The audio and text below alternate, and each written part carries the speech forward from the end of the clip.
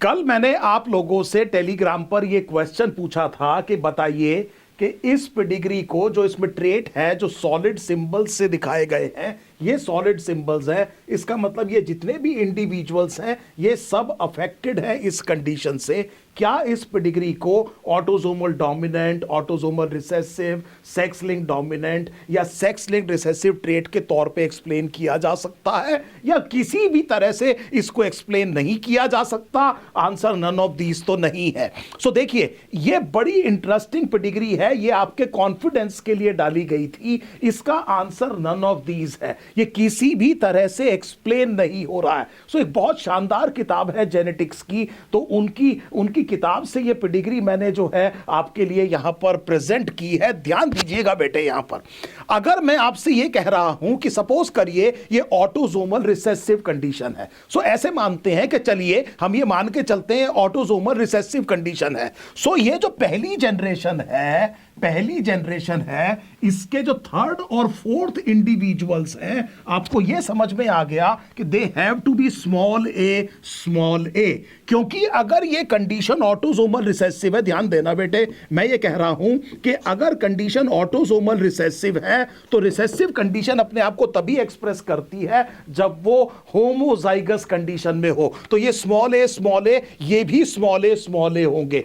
और इनके जितने भी प्रोजेनी हैं उनमें केवल एक ही जीनोटाइप पॉसिबल है, वो स्मॉल ए, मतलब वो सारे के सारे अफेक्टेड होंगे। और यहां पर मुझे ये जो फीमेल प्रोजेनी दिखाई दे रही है, ये फीमेल प्रोजेनी अफेक्टेड नहीं है। सो मैं वहां पर अपने एग्जाम में अगर मुझे लिखने को भी आ गया बोर्ड जैसे एग्जाम में, तो मैं ये लिखूंगा कि ये ऑटोसोमल रिसेसिव कंडीशन नहीं हो सकती। और उसके लिए मेरे पास एविडेंस क्या है कि फर्स्ट जनरेशन का जो थर्ड और फोर्थ इंडिविजुअल है, इसकी मेटिंग से सेकंड जनरेशन की जो फोर्थ इंडिविजुअल जो फीमेल प्रोजेनी है वो अफेक्टेड नहीं है, ये नहीं हो सकता। सो आपने कहा ऑटोसोमल रिसेसिव पॉसिबल नहीं है।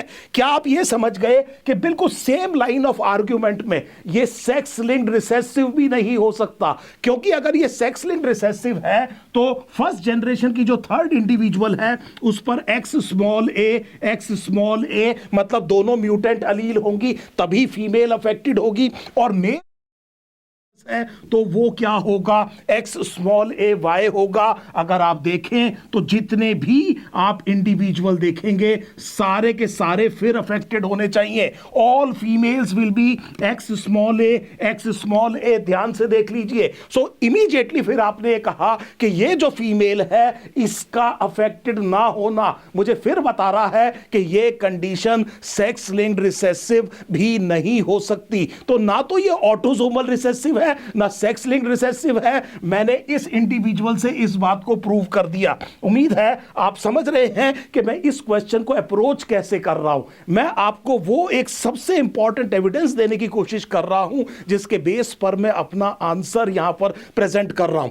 अब अगर हम बात करें डोमिनेंट, सो डोमिनेंट तो मुझे देखते ही पता चल गया कि ना तो ये ऑटोसोमल डोमिनेंट है ना सेक्स लिंक डोमिनेंट है। उसकी वजह यह है कि अगर ये डोमिनेंट ट्रेट है तो दो नॉर्मल पेरेंट्स, दो ऐसे पेरेंट्स जिसमें डिजीज नहीं है, उनका बच्चा क्या हो बेटे, अफेक्टेड हो, ऐसा हो नहीं सकता।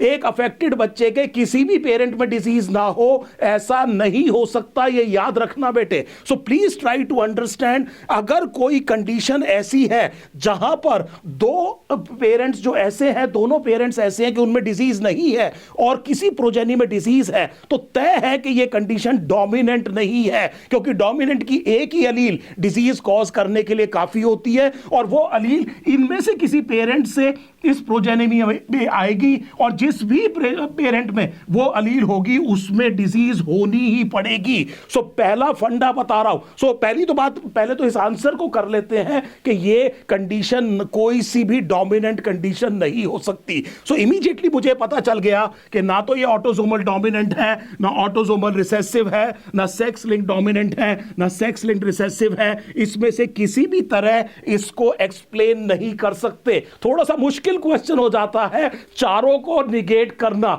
आप जब आंसर लगा रहे होंगे तो आपको डर लग रहा होगा कहीं मैं कुछ गलती तो नहीं कर रहा हूं, हो सकता है ये सेक्स लिंक्ड रिसेसिव हो। So this is what requires a lot of courage. इसीलिए मैंने आपसे ये वाला क्वेश्चन कराया ताकि आप हर तरह से इसको देख सके। एक और चीज समझिए बेटे, यहां पर मैं आपको आज एक फंडा दे रहा हूं। जब भी आपके सामने पेडिग्री का क्वेश्चन आ जाए और किसी पेडिग्री में आपको ऐसे देखने को मिले कि दो नॉर्मल पेरेंट एक अफेक्टेड चाइल्ड है, तो वो रिसेसिव डिसऑर्डर होना चाहिए। ये तो पेडिग्री बेटे गलत है, क्योंकि ये तो पेडिग्री इसलिए बनाई गई है ताकि आपसे इस तरह का क्वेश्चन करा लिया जाए और आपका कॉन्फिडेंस क्या किया जाए, बिल्ड किया जाए। लेकिन नॉर्मली जब भी आपसे एग्जाम में कोई भी ऐसी पेडिग्री पूछी जाएगी जिसमें दो नॉर्मल पेरेंट्स हैं, उनका अफेक्टेड चाइल्ड है, तो यह याद रखना कि यह डिसऑर्डर डोमिनेंट नहीं हो सकता, यह डिसऑर्डर रिसेसिव हो सकता है। इस तरह के और बहुत सारे क्वेश्चन बड़ी जल्दी मैं आपके साथ करूंगा।